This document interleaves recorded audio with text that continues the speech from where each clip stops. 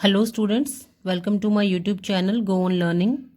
This is video lecture 3 for the topic modals, and today we are going to learn about the uses of should and would. So let us begin the topic. बच्चों, कल के video lecture में हमने will और shall के uses समझे थे. आज हम would और should के uses डिस्कस करेंगे. So सबसे पहले हम would को लेते हैं. वुड के पहले यूज को समझने के लिए आइए एक बार हम डायरेक्ट स्पीच देखते हैं.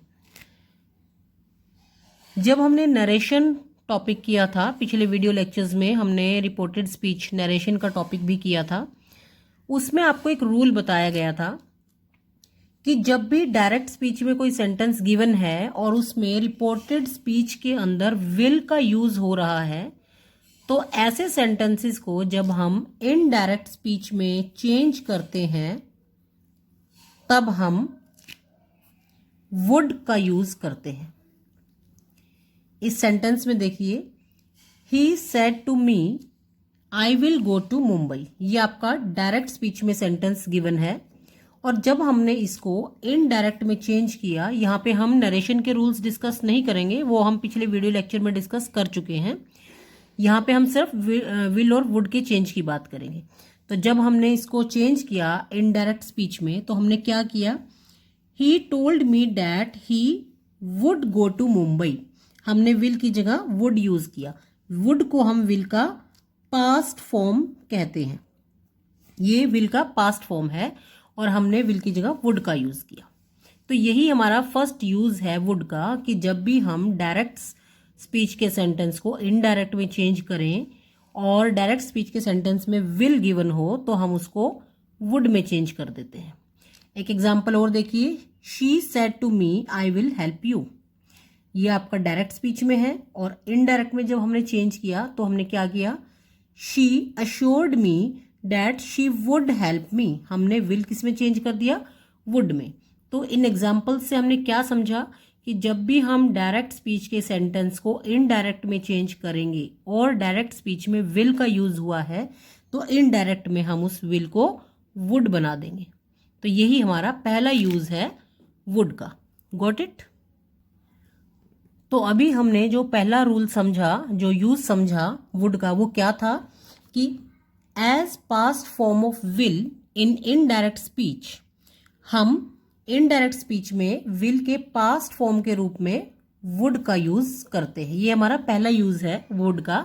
एग्जाम्पल हम देख ही चुके हैं, he told me that he would go to Mumbai. यहाँ पे ये इनडायरेक्ट स्पीच का सेंटेंस है और हमने इसमें वुड का यूज किया. She assured me that she would help me, ये भी इनडायरेक्ट स्पीच का सेंटेंस है और ये इसको हमने वुड में चेंज किया. और कैसे हमने चेंज किया वो अभी मैं आपको समझा चुकी हूँ कि कैसे इनका डायरेक्ट स्पीच था और जब इनडायरेक्ट में हमने इसको चेंज किया तो कैसे चेंज किया. तो ये हमारा फर्स्ट यूज था वुड का.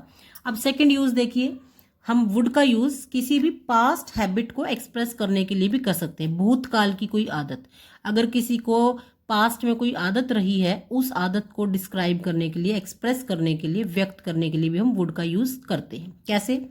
जैसे एग्जाम्पल्स देखिए, Gandhi ji would do his own work. Gandhi ji अपना काम स्वयं करते थे.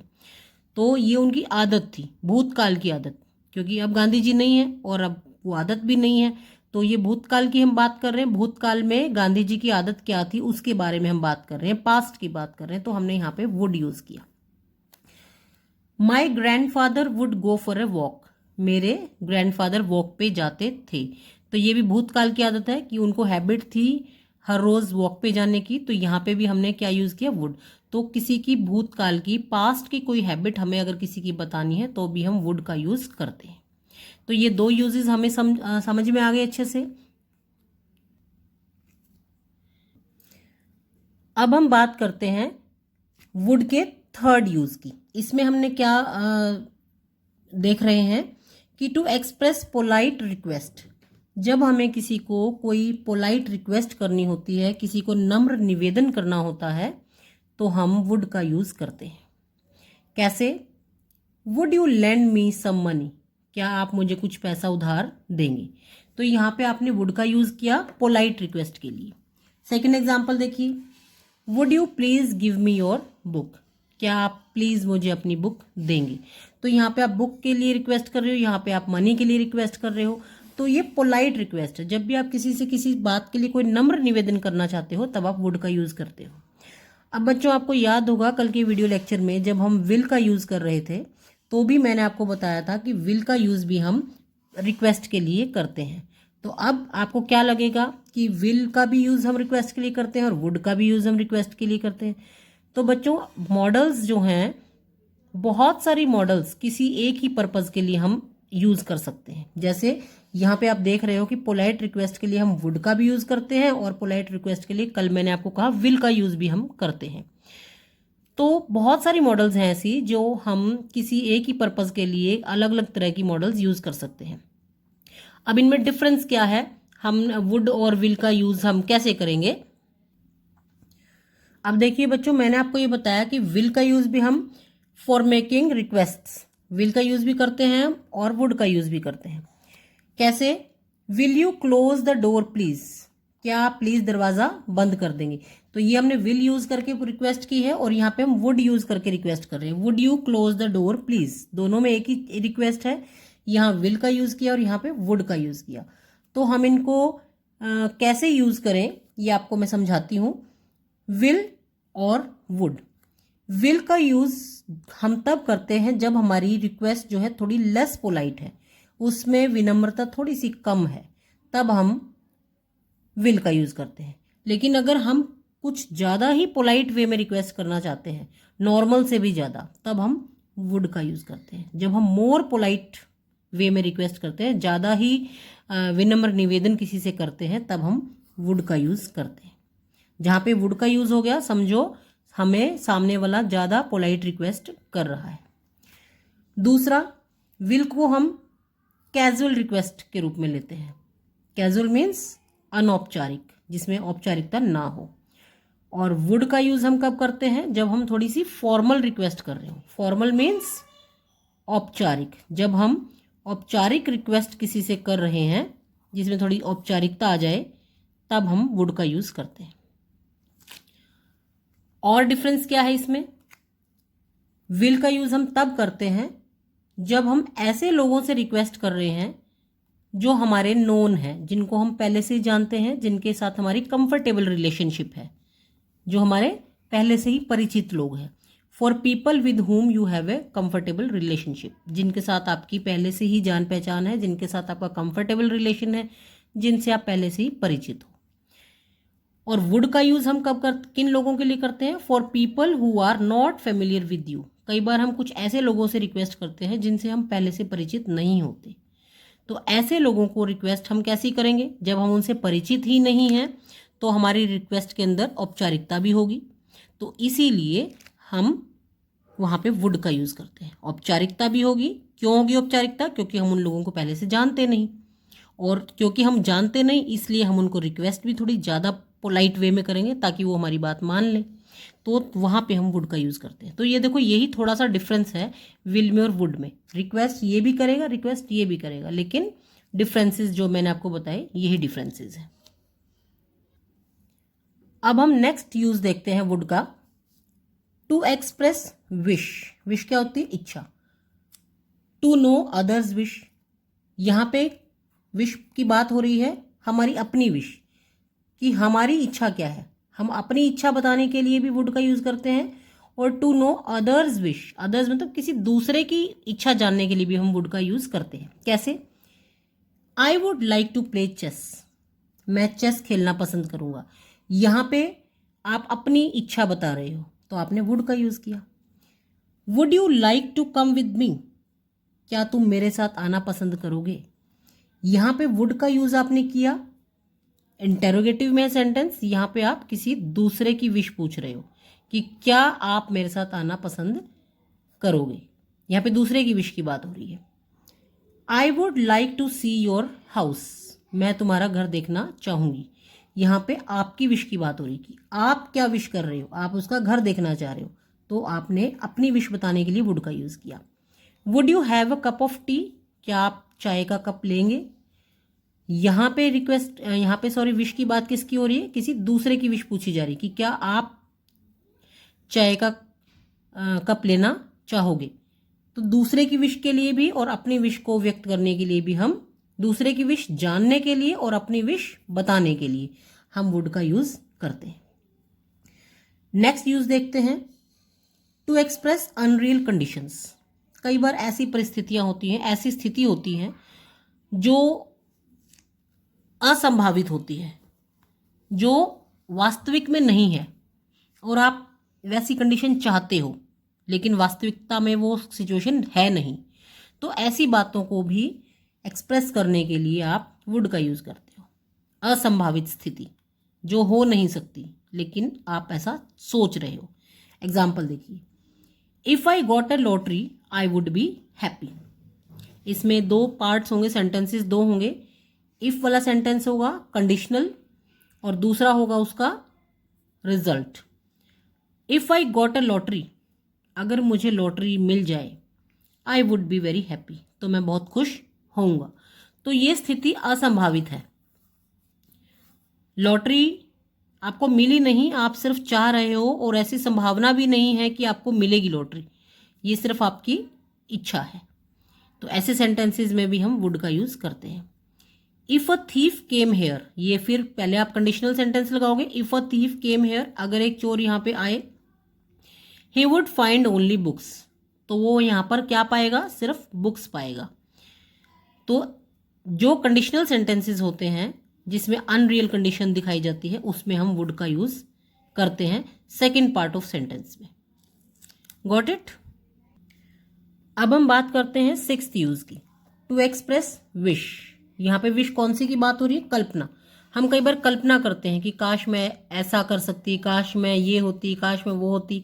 तो इस तरह की जो हमारी कल्पनाएं होती हैं, इन सेंटेंसेस को भी हम वुड यूज करके बनाते हैं। कैसे, would that I were a फेरी, काश कि मैं एक परी होती। वुड डेट यहाँ पे काश का काम कर रहा है। Would that I were a fairy, fairy means परी, काश कि मैं एक परी होती। Would that my son were a hard worker, काश कि मेरा बेटा एक हार्ड वर्कर होता, मेहनती होता। तो ये आपकी सिर्फ कल्पना है, ऐसी स्थिति है नहीं, आप सिर्फ कल्पना कर रहे हो और तब हम वुड का यूज करते हैं। और वुड हम सबसे पहले यूज करते हैं। अगर आपके एग्जाम में कोई ऐसा सेंटेंस आता है जिसमें पहले ब्लैंक दे रखी है और उसके बाद डैट दे रखा है, तो हमेशा वहां पे क्या यूज होगा, वुड यूज होगा। Would that, would that. Next use, to express preference. Preference क्या होती है, आपकी चॉइस, पसंद। कई बार आपके सामने 2 या 3 चॉइसेस होती हैं और आपको प्रेफरेंस आपकी बतानी होती है, आपकी फर्स्ट चॉइस बतानी होती है, आपकी पसंद क्या है वो बताना होता है। तब भी हम वुड का यूज करते हैं। जैसे example, I would like to have juice, मैं जूस लेना पसंद करूंगा। तो यहाँ पे आपने अपनी पसंद बता दी, अपनी चॉइस आपने बता दी कि आपकी चॉइस जूस लेने की है। I would rather die than beg, भीख मांगने की बजाय मैं मरना पसंद करूंगा। I would rather die than beg, मैं मरना पसंद करूंगा बजाय कि भीख मांगने की। तो इन सेंटेंसेस में भी यहाँ भी आपकी चॉइस है कि आप भीख नहीं मांगोगे, आप मरना पसंद करोगे। तो यहाँ पे भी आपकी चॉइस है, तो यहाँ पे भी हमने वुड का यूज किया। तो ये बात थी वुड की, वुड के यूजेस हमने समझे। अब हम बात करेंगे शुड के यूजेस की।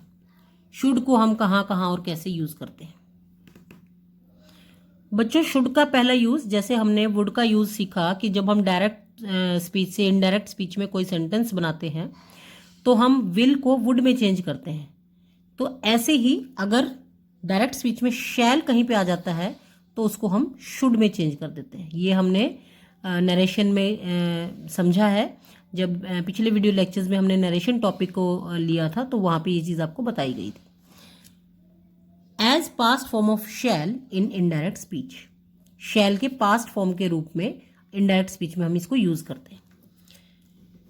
She said that they should go there, यहाँ पे इनडायरेक्ट स्पीच में है सेंटेंस, तो हमने शुड का यूज किया। डायरेक्ट में शैल था और जब हमने उसको इनडायरेक्ट में चेंज किया तो शुड बना दिया। I told him that I should help him, ये भी आपका इनडायरेक्ट स्पीच में है सेंटेंस। जब ये डायरेक्ट स्पीच में था तो यहाँ पे शैल का यूज था और जब हमने इसको इनडायरेक्ट में चेंज कर दिया तो हमने यहाँ पे शुड लगा दिया।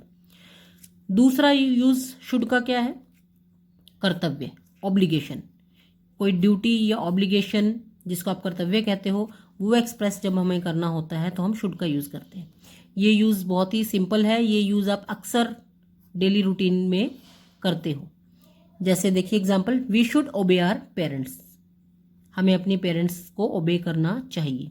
तो ये आपकी ड्यूटी है कि पेरेंट्स को ओबे करना चाहिए, तो हमने शुड ही लगाया यहाँ पे। They should do their work sincerely, उनको अपना काम सिंसियरली करना चाहिए, ये भी उनकी ड्यूटी है, कर्तव्य है कि वो अपना काम सिंसियरली करें, तो हमने शुड का यूज़ किया। Understood.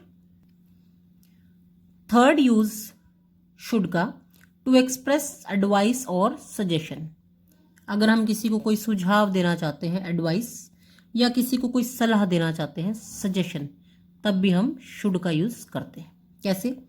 You should take less sugar, तुम्हें चीनी कम लेनी चाहिए। तो यहाँ पे सुझाव है, सलाह दे रहे हो आप कि आपको चीनी कम लेनी चाहिए, तो हमने शुड का यूज़ किया। यहाँ पे हम विल यूज़ नहीं करेंगे, you will take less sugar, you should take less sugar. You should take exercise, यहाँ पे भी आप सलाह दे रहे हो कि आपको एक्सरसाइज करनी चाहिए, तो हमने शुड का यूज़ किया। यू शुड वर्क हार्ड, यहाँ पे भी आप सलाह दे रहे हो, सुझाव दे रहे हो कि आपको हार्ड वर्क करना चाहिए, तो यहाँ पे भी हमने शुड का यूज़ किया। Got it. Next use should का है, टू एक्सप्रेस पर्पस आफ्टर लेस्ट। लेस्ट एक वर्ड होता है, जब भी ये वर्ड आता है लेस्ट, तो हम उसके बाद शुड का यूज करते हैं पर्पस बताने के लिए कि उस किसी काम का पर्पस क्या है। जैसे एग्जांपल देखिए, work hard लेस्ट you should fail. यहाँ पे दो पार्ट्स होंगे, दो सेंटेंसेस होंगे। वर्क हार्ड, कड़ी मेहनत करो, वरना, लेस्ट मीन्स वरना, वरना यू शुड फेल, तुम फेल हो जाओगे। तो यहाँ पे भी क्या है, हमारे दो सेंटेंस हैं, लेस्ट से इनको जोड़ा गया है और क्या बताया गया है कि कड़ी मेहनत करो, अगर ये काम आप नहीं करोगे तो ये हो जाएगा, उसका रिजल्ट ये हो जाएगा। तो पर्पस है, रिजल्ट बताया जा रहा है कि अगर ये नहीं करोगे तो ऐसा हो जाएगा। तो ऐसे सेंटेंसेस में जब हम लेस्ट का यूज़ करते हैं तो उसके बाद हम शुड का यूज़ करेंगे। Walk slowly लेस्ट you should fall, walk slowly, धीरे चलो, लेस्ट, वरना, वरना क्या हो जाओगे, इसका रीज़न क्या है, अगर ये नहीं करोगे तो क्या हो जाएगा, यू शुड फॉल, तुम गिर जाओगे। तो लेस्ट के बाद हम शुड का यूज़ करते हैं। नेक्स्ट यूज शुड का, to express possibility. Possibility means संभावना, किसी चीज़ की संभावना है होने की, तब भी हम शुड का यूज़ करते हैं। Example, she should be around 40, वो लगभग 40 वर्ष की होगी। होगी, आप अनुमान लगा रहे हो सकता है वो 35 की भी हो सकता है वो 45 की भी हो, लेकिन आपका ये अनुमान है कि वो 40 ईयर्स की होगी, आपने अनुमान लगाया है, कंफर्म आप नहीं हो, तब ऐसे सेंटेंसेस में हम शुड का यूज़ करेंगे। शी शुड बी अराउंड 40, वो लगभग 40 वर्ष की होगी। I think you should win the trophy. I think, आप ऐसा सोच रहे हो, आप कंफर्म नहीं हो कि तुम ट्रॉफी जीतोगे, तो ऐसे सेंटेंस में भी संभावना है ट्रॉफी जीतने की, कंफर्म आप नहीं हो, तो यहाँ पे भी आप शुड का यूज़ करोगे। अंडरस्टूड। अब नेक्स्ट यूज शुड का, टू एक्सप्रेस अजम्पशन। अजम्पशन क्या होता है, अनुमान लगाना, आप किसी चीज़ का अनुमान लगाते हो, सोच रहे हो कि शायद ऐसा होगा, आप कंफर्म नहीं हो, अजम्पशन, इसके लिए भी हम शुड का यूज़ करते हैं। Example, they should have completed the task, आप अनुमान लगा रहे हो कि उन्होंने टास्क मीन्स कार्य, अपना कार्य कंप्लीट कर लिया होगा, कंफर्म आप नहीं हो, अनुमान लगा रहे हो कि ऐसा हो गया होगा, तो आपने शुड का यूज़ किया। They should have reached at home, sorry, she should have reached at home, वह घर पहुंच गई होगी, होगी अनुमान है, कंफर्म आप नहीं हो, तो ऐसे सेंटेंस में भी हम शुड का यूज़ करेंगे। तो बच्चों, मुझे उम्मीद है कि ये आपको अच्छे से शुड का और वुड का यूज़ समझ में आ गया होगा। आप वीडियो लेक्चर को आप दोबारा से भी देख सकते हो अगर आपको समझ में नहीं आया, और देखने के बाद please like and share the video. Thank you.